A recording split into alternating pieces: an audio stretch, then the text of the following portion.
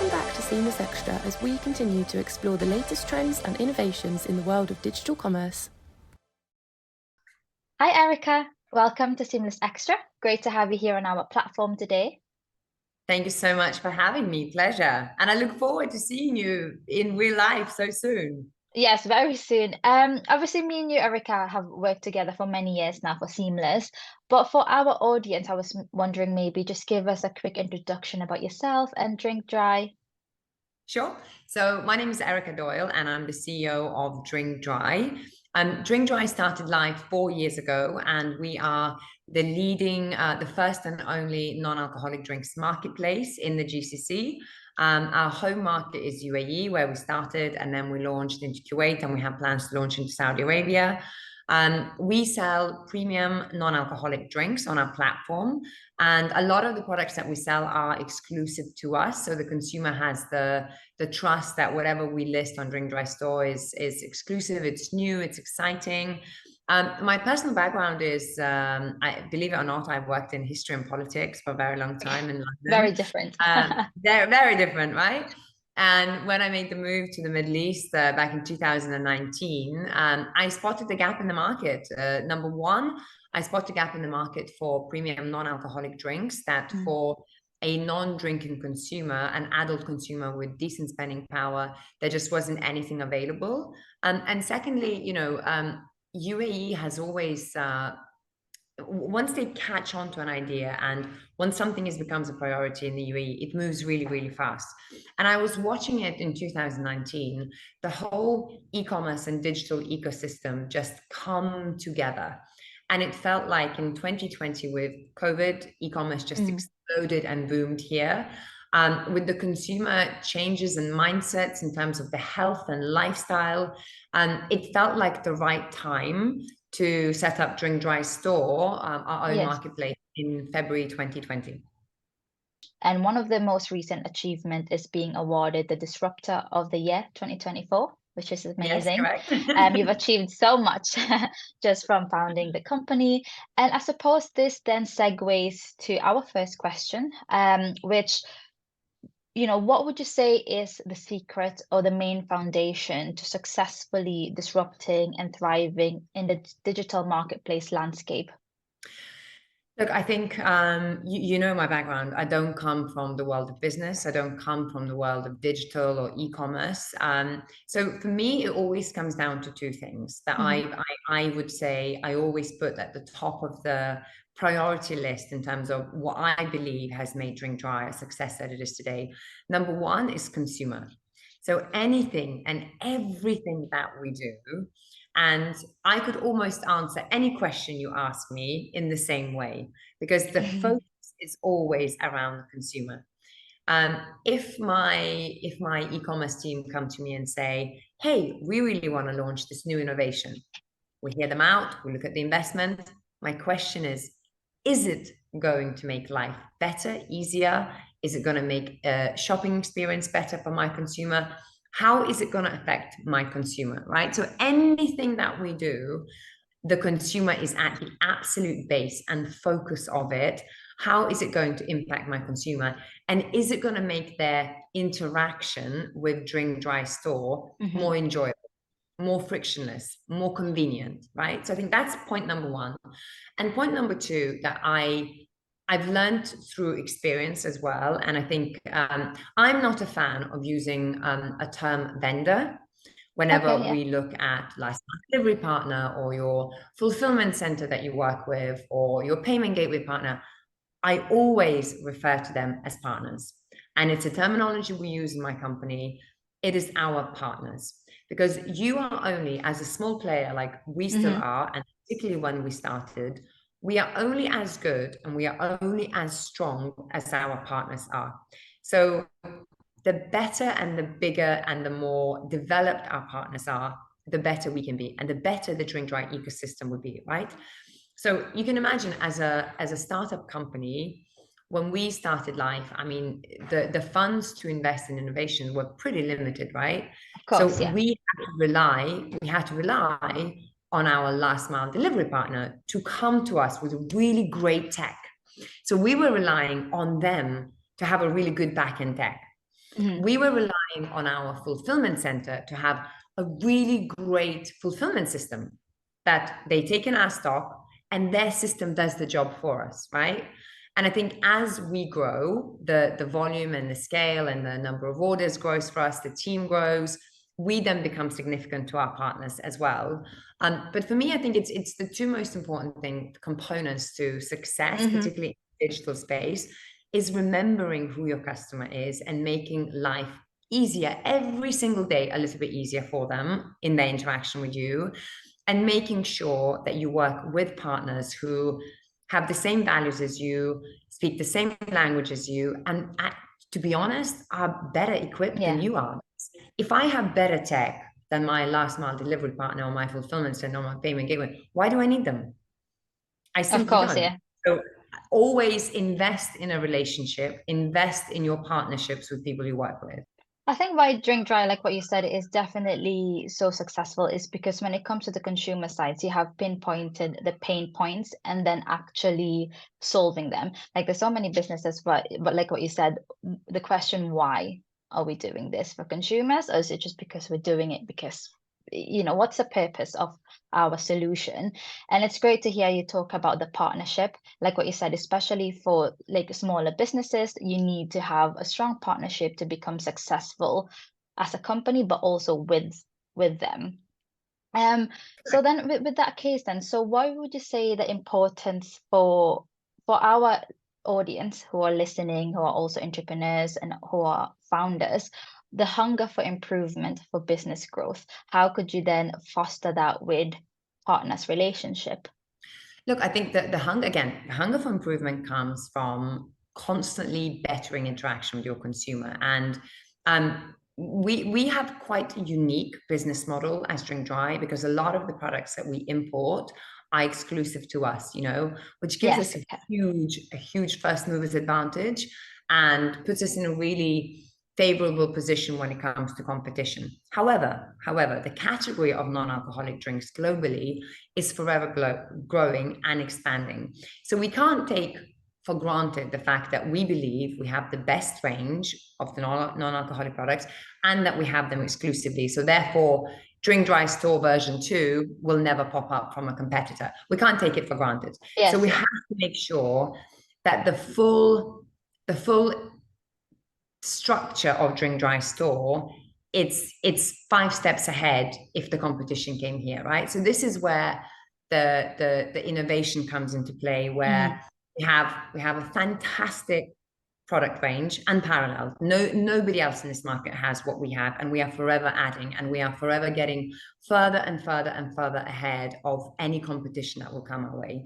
We are incredibly fortunate where we are in the UAE that the ecosystem for particularly startup e-commerce businesses is so favorable, and you can choose who you want to work with. Therefore, you can offer your consumers, an incredible 4-hour delivery from order to their door. You can deliver it chilled. You can deliver it on fairies and unicorns. You name it, you will find a partner who can do it for you, right?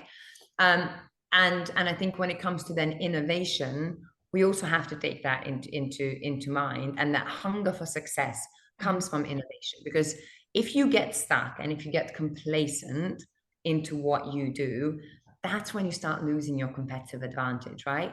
And actually, it's fun. It's fun. E-commerce and digital, it's fun. And if anybody who is working in the e-commerce and digital space don't think it's fun and don't think it's exciting, they shouldn't be in it. Yes, yeah. Because I don't know another industry that comes up with so many new innovations and apps and technology and constantly blows your mind month for month apart, like e-commerce and digital. There just isn't another industry that does that. So, we have a team of young, hungry professionals who want to do better, who want to succeed. They want to leave a legacy. Like if they are working with DrinkDry as a project for 3 years, they don't want to come in onto our project and leave it just like they found it.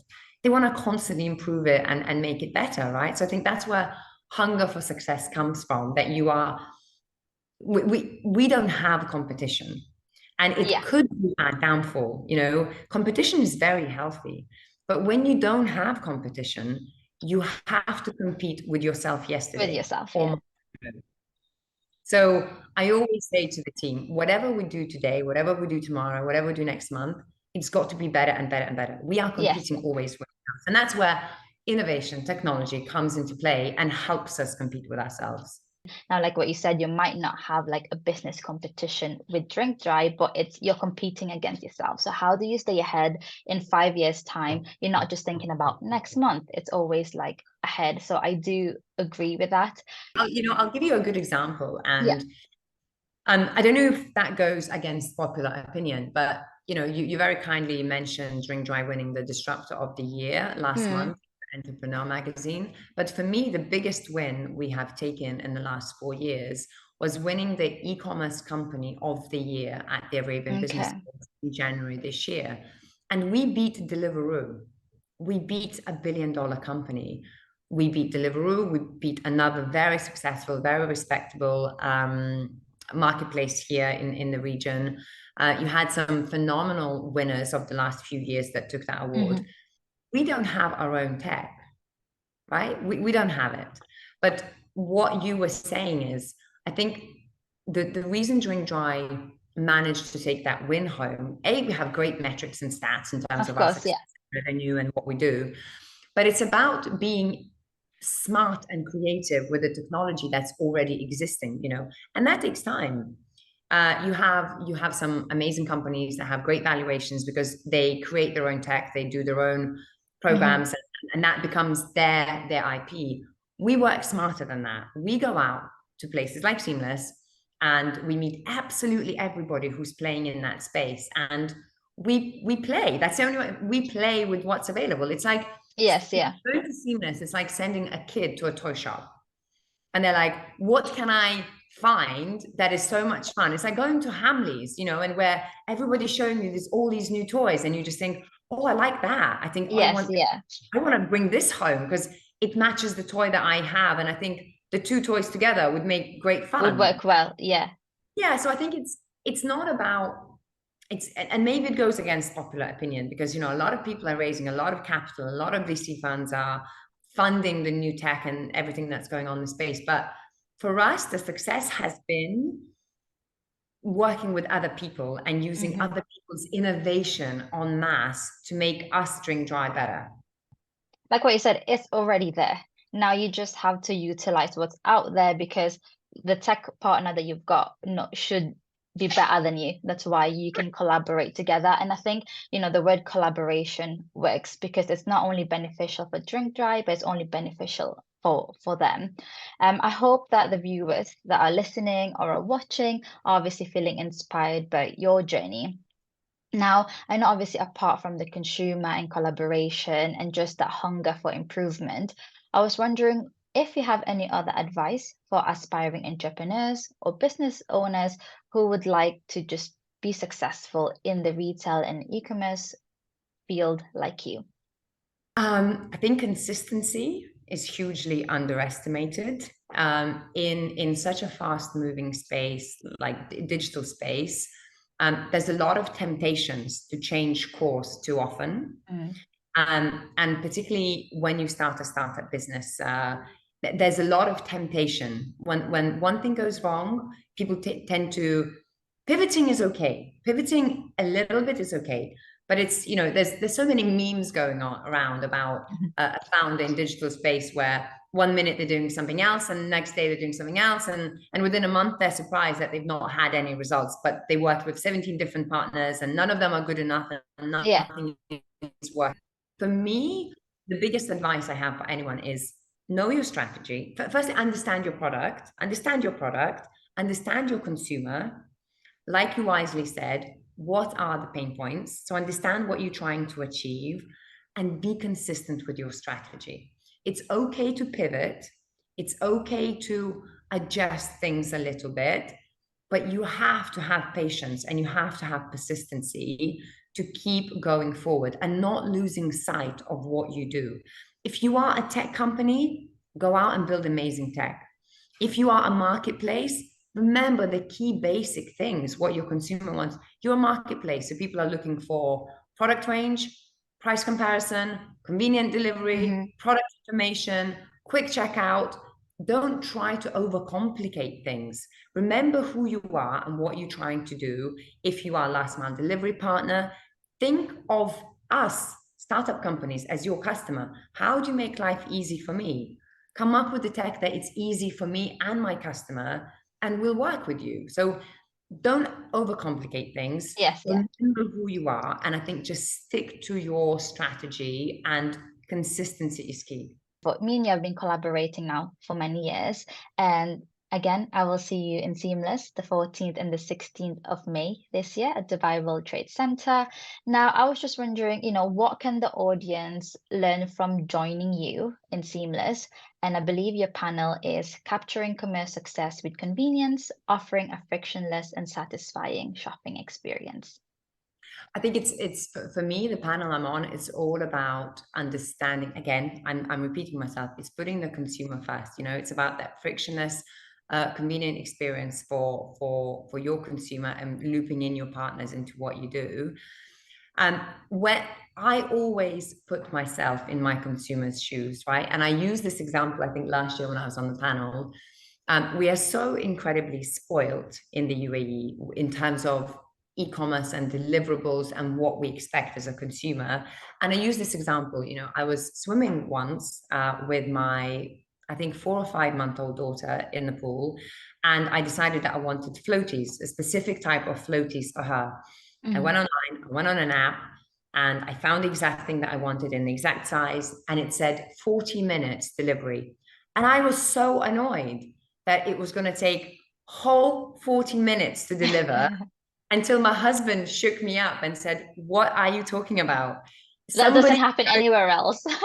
Somebody is going to deliver a really obscure item of your choosing, of your size, of your color, with a particular children's character on it that you want, within 40 minutes to your address somewhere in a big, huge global city, and you're not happy that you're going to have to wait for 40 minutes, right? And I use that as a lesson, but that's okay. Like, I'm a consumer, and I Yes, want yeah. consumers to be demanding, and I want And them. you've got expectations now, knowing for the fact that other company will probably deliver it in 15, 30 minutes. So if somebody can deliver it in 40, you'll have another company looking at it. Well, we can do 30, or we can do 25, and then they're flying in with a drone for you. But the consumer in our market, specifically in UAE, is so spoiled, is one way to say it. The expectations are high, because the supply and the demand, the supply is high of what you can have, right? So for me, this panel that I'm on, it's all about people coming to learn, how do you meet those expectations for your consumer? We have a promise of 4-hour delivery window. We have a promise of same-day delivery, and it's challenging sometimes. So we have to make sure that we work. So if anybody is looking to get a bit of tips and advice and tech that they need to use, and who to work with, and what mistakes we've made, for example, in trying to meet those consumer expectations, I think that's a really great panel to come and listen, and to learn what's available and what's possible in the UAE. amazing. Well, thank you so much, Erika. And I'm sure our audience will register and come and see you at Seamless Middle East. Look forward to it. Thank you. Thank you.